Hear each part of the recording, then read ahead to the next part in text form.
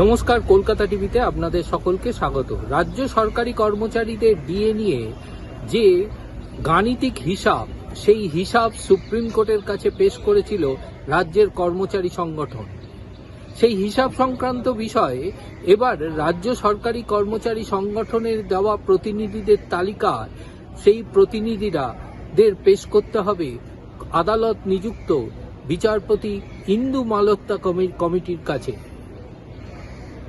রাজ্য সরকারি কর্মচারীদের সংগঠনের পক্ষ থেকে যে সমস্ত প্রতিনিধিদের নাম সুপ্রিম কোর্টে জমা পড়েছে, সেই প্রতিনিধিদের তালিকা কে সম্মতি অর্থাৎ অনুমোদন দিয়েছে সুপ্রিম কোর্ট।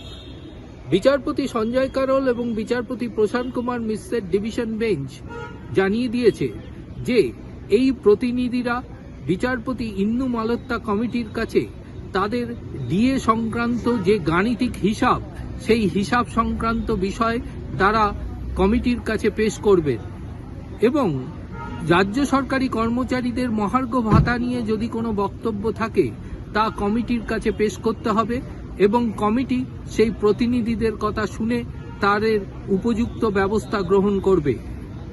8 সপ্তাহ পরে বিচারপতি ইন্দু মালহোত্রার কমিটিকে একটি রিপোর্ট জমা করতে হবে সুপ্রিম কোর্টে। সেই রিপোর্ট দেখার পরই আদালত তার পরবর্তী সিদ্ধান্ত গ্রহণ করবে।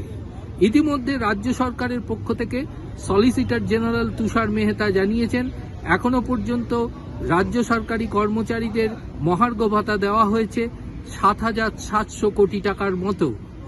বকেয়া মহার্ঘ ভাতা প্রক্রিয়া রয়েছে এবং অতি শীঘ্রই রাজ্য সরকারি কর্মচারীরা তা পেয়ে যাবেন।